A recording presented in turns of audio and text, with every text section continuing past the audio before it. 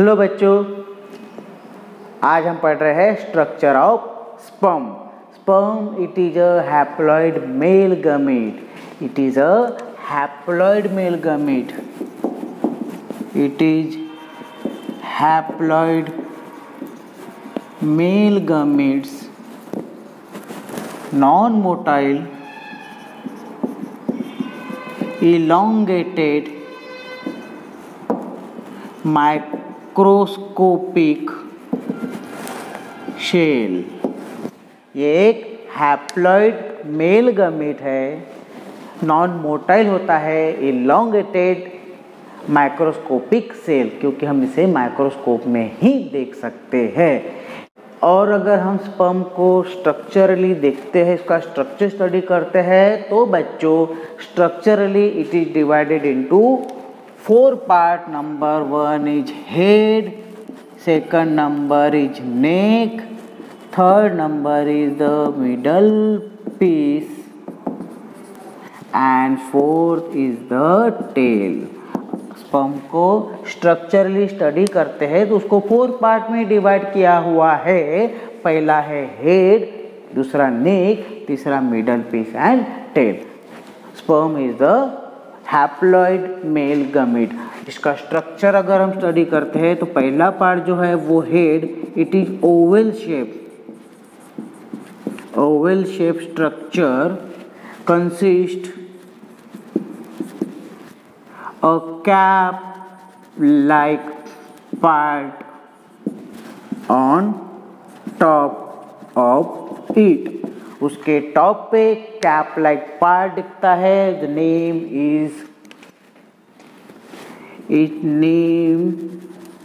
Is acrosome. उसके ऊपर part में कैप लाइक स्ट्रक्चर प्रोड्यूस होता है जिसको एक्रोजोम कहते हैं। Acrosome consist various enzymes. It consist various enzymes like hydrolytic and proteolytic enzymes.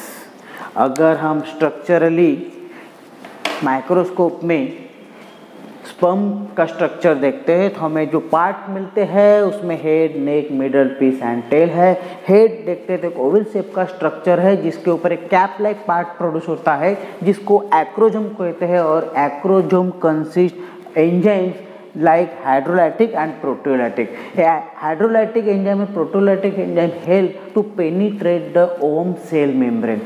ये जो एंजाइम होते हैं वो ओवम के मेम्ब्रेन को पेनिट्रेट करने के लिए, स्पर्म को एंट्री करने के लिए हेल्प करते हैं। और एक्रोजोम जो बनता है वो बनता है गोल्गी बॉडी से। It is made from Golgi body.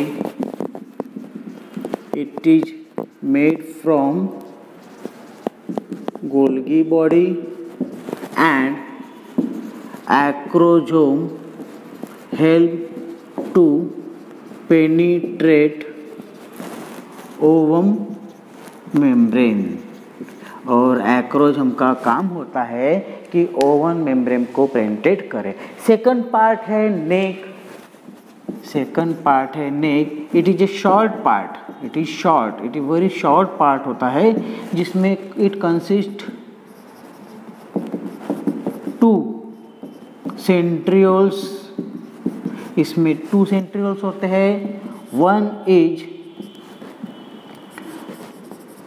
Proximal and second is the distal centrioles. तो नेक जस्ट बिलो द हेड के बाद एक छोटा सा पार्ट होता है जिसे नेक बोलते हैं। एक शॉर्ट पार्ट होता है जिसमें 2 सेंट्रियोल्स पाए जाते हैं, प्रॉक्सिमल एंड डिस्टल। उसके बाद थर्ड नंबर का जो पार्ट है वो है मिडल पीस पार्ट जो होता है it consist mitochondria.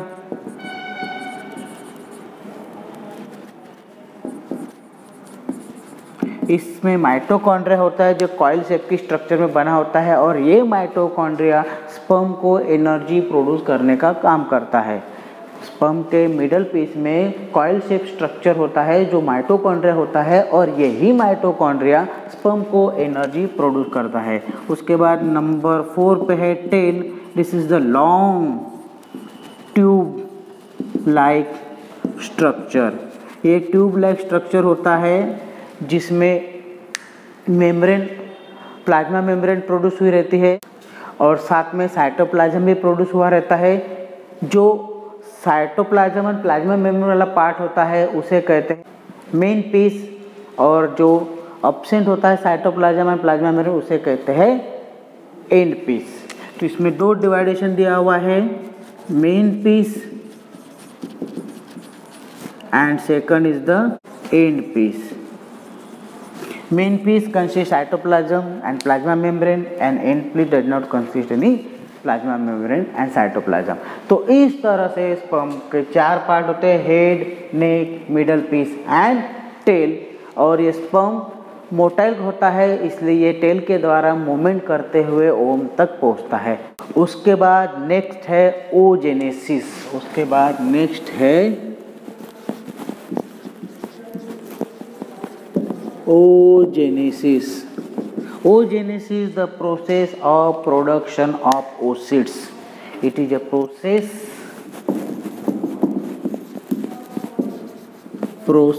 of production of oocytes। oocytes के प्रोडक्शन की जो प्रोसेस होती है उसी प्रोसेस को बोला है oogenesis। ओसिड्स बनने की जो प्रोसेस है उसको ही बोला है oogenesis। ओसिड्स और oogenesis is the female haploid gamete. It is female haploid gametes.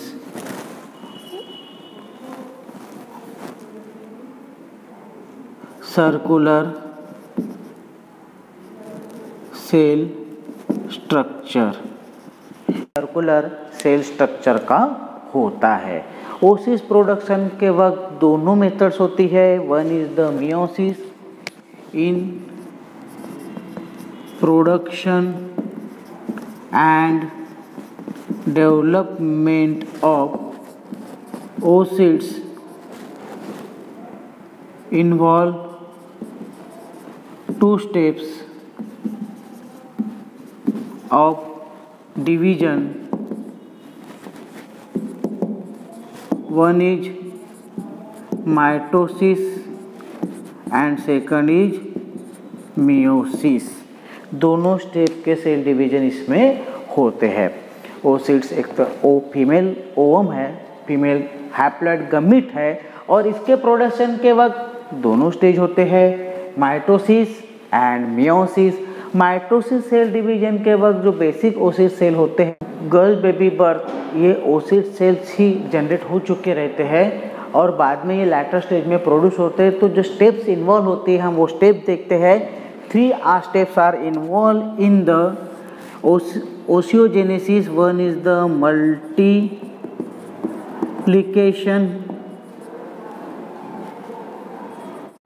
Phase, second growth phase and third maturation phase. इस तरह के 3 फेज जनरली oogenesis में पाए जाते हैं। First phase is a multiplication phase. इस फेज में जो नॉर्मल सेल होते हैं वो ओसिड्स में कन्वर्ट्स होने के लिए तैयार होते हैं और उनका मल्टीप्लिकेशन होता है by the mitosis cell division. Mitosis cell division के द्वारा नंबर ऑफ सेल्स प्रोड्यूस होते हैं, कई सारे सेल प्रोड्यूस होते हैं, वो है मल्टीप्लिकेशन। जो बेसिक सेल होता है उसका मल्टीप्लिकेशन होते जाता है और मल्टीप्लिकेशन होने के लिए माइटोसिस सेल डिवीजन का इस्तेमाल होता है। मल्टीप्लिकेशन फेज स्टेज में जो गमीट्स मदर सेल्स प्रोड्यूस होता है वो है ओगोनिया। उसका नाम है ओगोनिया।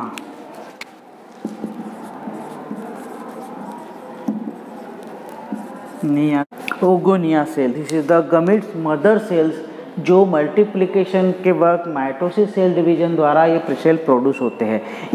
इस सेल में नंबर ऑफ क्रोमोसोम 46 होते हैं, नंबर ऑफ क्रोमोसोम्स 46 होते हैं इस सेल में। उसके बाद सेल नेक्स्ट स्टेज में आता है, वो है ग्रोथ फेज। इस फेज में जो बेसिक ओस्गोनिया सेल्स होता है वो मल्टीप्लिकेशन स्टॉप कर देता है और खुद का साइज बढ़ा देता है।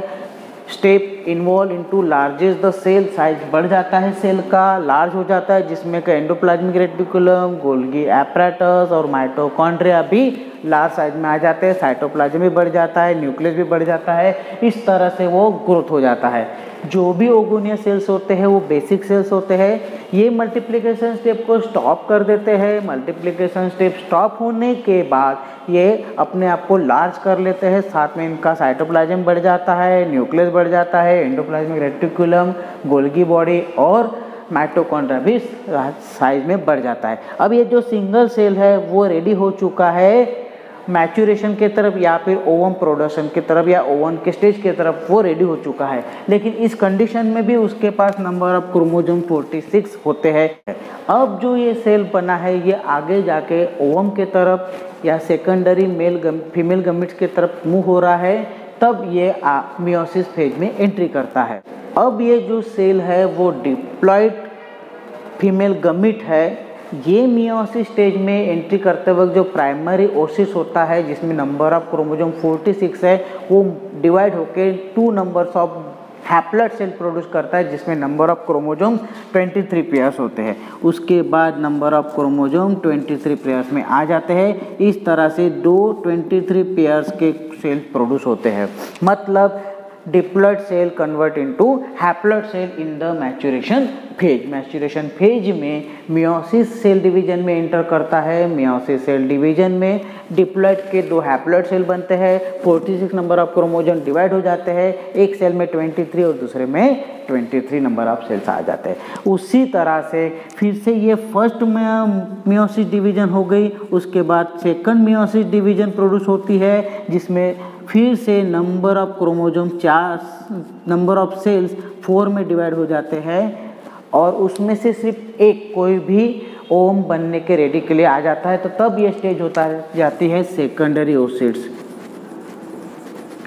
सेकेंडरी ओसिड्स, ये सेकेंडरी ओसिड्स में आ जाता है। जो सेकेंडरी ओसिड्स बनता है वो नंबर ऑफ क्रोमोसोम्स ये नहीं रखता है, इसलिए ये ओम के तरफ मूव करता है और बाकी के जो होते हैं वो पोलर बॉडी होते हैं। वो पोलर बॉडी होते हैं। ये फर्स्ट पोलर बॉडी हो गई, ये फर्स्ट पोलर बॉडी हो गई। अब जो सेकेंडरी ओसिड्स है ये इन्वॉल्व होगा ओवम के लिए, ये इंतज़ार करेगा स्पर्म का। अगर स्पर्म आते हैं तो ये ओवम में कन्वर्ट होगा, नहीं तो फिर ये डिस्ट्रॉय हो जाएगा। अब इसमें जो सेकेंडरी ओसिड्स है ये लार्ज होता है और जो पोलर बॉडीज होती है वो स्मॉल होते हैं। ये फर्स्ट पोलर बॉडीज होती है, उसके बाद आगे चलने के बाद सेकेंडरी ओसिस करने के बाद फिर से एक स्मॉल सेल प्रोड्यूस होता है, वो सेकंड पोलर बॉडी होती है। तो इस तरह से ओसियोजेनेसिस प्रोसेस होती है। आप इसे नोट डाउन कर लीजिए, हम आगे का कंटिन्यू करते हैं बच्चों। Structure of secondary oocytes. Structure of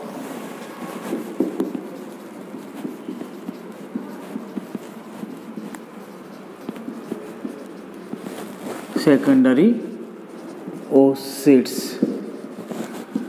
हमने जब मियोसिस डिवीजन देखे, मतलब हमने ओयोजेनेसिस प्रोसेस देखे थे, उसमें हमने थर्ड स्टेज देखी थी। जैसे हमने 3 स्टेज देखे थे बच्चों। पहली स्टेज में हमने देखा था मल्टीप्लिकेशन फेज, सेकंड देखा था हमने ग्रोथ फेज और तीसरी देखी थी हमने मैच्यूरेशन। ये वो फेज है जो ओसिस बनने वाले प्रोसेस में होते हैं, मतलब ओशियोजेनेसिस में होते हैं। तो मैच्यूरेशन फेज में हमने देखे थे कि 2 तरह के सेल प्रोड्यूस होते हैं। लार्ज सेल जो होते हैं साइज के वो सेकेंडरी ओसिस होते हैं, और स्मॉल साइज के होते हैं पोलर बॉडी होते हैं, जिसमें फर्स्ट पोलर बॉडी भी फॉर्म होती है और आफ्टर डिविडेशन वो सेकंड पोलर बॉडी भी प्रोड्यूस होती है। पहला जो पोलर बॉडी उसका भी डिविडेशन होता है, मल्टीप्लिकेशन होता है, डिवाइड होकर वो सेकंड पोलर बॉडी में कन्वर्ट हो जाते हैं, और एक लार्ज सेल जो होता है वो सेकेंडरी ओसिस होता है। अब ये सेकेंडरी ओसिट्स है जो हमने इसमें मैच्योरेशन फेज में पाए थे, ये secondary oocytes involve into the fertilization, ये फर्टिलाइजेशन में इन्वॉल्व होता है, पोलर बॉडी नहीं। तो सेकेंडरी ओसिड जो फर्टिलाइजेशन के लिए रेडी होता है, ये वेट करता है स्पर्म का, अगर स्पर्म आते हैं तो सेकेंडरी ओसिड कन्वर्ट हो जाता है ओवम में और फर्टिलाइजेशन में इन्वॉल्व हो जाता है। अब ये सेकेंडरी ओसिड जो है जिसका स्ट्रक्चर होता है सर्कुलर, ये सर्कुलर स्ट्रक्चर का पार्ट होता है जिसमें मेम्ब्रेन प्रोड्यूस होती है। इस मेम्ब्रेन का नाम है वाइटेलाइन मेम्ब्रेन, इस मेम्ब्रेन का नाम है vitelline membrane. It is a non motile female gametes, ये सेकेंडरी ओसिस है नॉन मोटाइल फीमेल गैमेट जो सर्कुलर शेप का होता है, जिसमें एक मेम्ब्रेन होती है। इस मेम्ब्रेन का नाम है वाइटेलाइन मेम्ब्रेन। वाइटेलाइन मेम्ब्रेन के बाहर में आउटर पार्ट में नॉन सेलुलर मेम्ब्रेन होती है जिसका नाम है ज़ोना पेलुसिडा। इस वाइटेलाइन मेम्ब्रेन के ऊपर और एक नॉन सेलुलर मेम्ब्रेन प्रोड्यूस होते हैं जिसका नाम है ज़ोना पेलुसिडा, और ज़ोना पेलुसिडा और वाइटेलाइन के बीच में भी एक स्पेस प्रोड्यूस होता है। The space is known as the vitelline space. एक स्पेस प्रोड्यूस होता है जिस स्पेस का नाम है वाइटेलाइन स्पेस, जिसमें एक फ्लूइड भरा होता है। ये हो गया बेसिक स्ट्रक्चर। स्ट्रक्चरली अगर हम देखते हैं तो हमें इस तरह का एक सर्कुलर पार्ट मिलता है जिसमें इस तरह के लेयर प्रोड्यूस होती है। ये जो इनर लेयर है वो वाइटेलाइन है, और वाइटेलाइन के बीच में जो स्पेस है वो वाइटेलाइन स्पेस है। वाइटेलाइन स्पेस के आउटर पार्ट में जो है वो ज़ोना पेलुसिडा ये मेम्ब्रेन होती है। इसके ऊपर इरेगुलर शेप के शेल प्रोड्यूस होते हैं, elongate cells, this known as corona radiata, इसको कोरोना रेडिएटा कहेंगे। और स्पेस में पोलर बॉडी होती है, पोलर बॉडी, स्पेस में पोलर बॉडी होती है। इस तरह से स्ट्रक्चर प्रोड्यूस होता है। इसके अंदर एक सर्कुलर पार्ट होता है जिसको नाम दिया है जर्मिनल वेसिकल्स। इस तरह से स्ट्रक्चर प्रोड्यूस होता है सेकेंडरी ओसिड्स का, और इस सेकेंडरी ओसिड से फर्दर कन्वर्ट हो जाता है ओवम में फॉर फर्टिलाइजेशन। उसके बाद बच्चों हम देखते हैं fertilisation. Fertilisation the process in which haploid male gamete fuse with haploid female gamete and produce new diploid zygote, उसी प्रोसेस को हम बोलेंगे fertilisation. Fertilisation is the process, it is the process in which haploid male gametes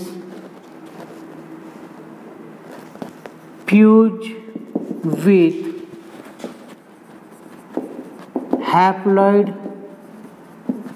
female gametes and produce new diploid zygote. In this process, sperm which enter in the vagina carry towards the ovum which present at the ampulla of oviduct। Fallopian tube के ampulla part में ovum present रहता है, तो ये ovum जब enter करता है तो वो ओविडक्ट तक, फैलोपियन ट्यूब तक, एम्पुला पार्ट तक मूव होके जाता है, और वहाँ पे जो ओवम प्रेजेंट रहता है उसके साथ वो फ्यूज होता है। तो ये है फर्टिलाइजेशन प्रोसेस। इसी प्रोसेस में कई स्टेजेस होते हैं जिसे हम मैकेनिज्म ऑफ फर्टिलाइजेशन बोलेंगे। तो now the mechanism of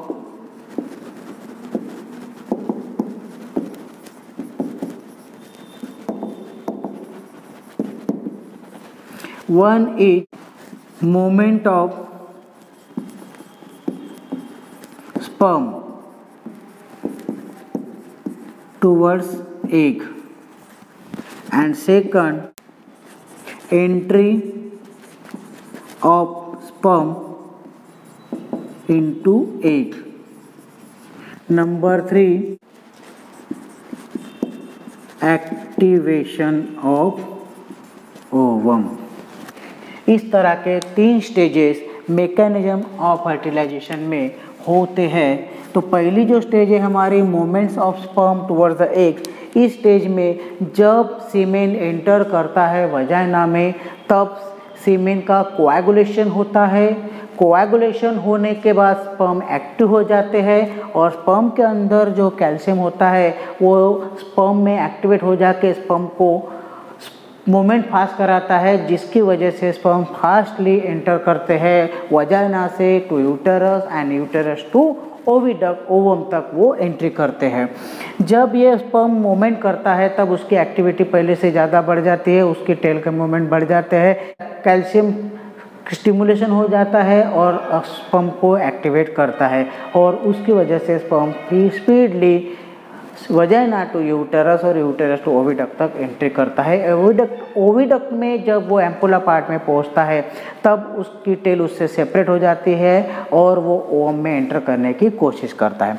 second stage entry of the sperm into the eggs, इस स्टेज में जब स्पर्म ओवम के पास पहुंचता है तब स्पर्म के ऊपर जो पार्ट होता है जिसका नाम है एक्रोजोम, ये एक्रोजोम पार्ट ओवम के मेम्ब्रेन के ऊपर स्टिक हो जाता है और फिर वो ओवम के मेम्ब्रेन को रप्चर करके पेनिट्रेट करके स्पर्म का न्यूक्लियस ओवम के अंदर एंट्री करने की कोशिश करता है। वो हो गया entry of sperm into the eggs. तो acrosome is actively participate to penetrate the membrane of the ovum and give the entry to the nucleus of the sperm into the ovum. तो ये हो गया entry of sperm into the eggs.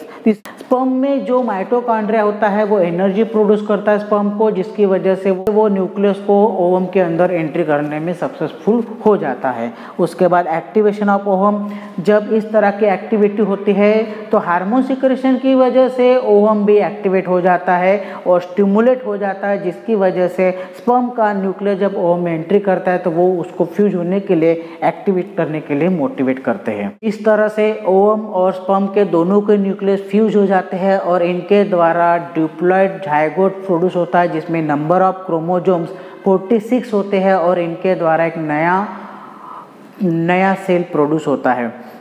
तो इस तरह से fertilisation process होती है जिसमें entry of sperm from vagina to fallopian tube, enter into the ovum, also rupture the ovum membrane with the help of acrosome and enter the nucleus into the ovum nucleus and fuse the haploid male gametes with the haploid female gametes to produce a new diploid zygote, जिसमें number of chromosome male gametes में 423 होते हैं, female gamete में 23 होते हैं और दोनों fuse होने के बाद 46 number of chromosome cell produce होता है जो डिप्लॉयड जाइगोट होता है। तो इस तरह से ये फर्टिलाइजेशन प्रोसेस होती है। अगर हम फर्टिलाइजेशन प्रोसेस में सिग्निफिकेंस देखते हैं तो सिग्निफिकेंस में नंबर 1 देखेंगे,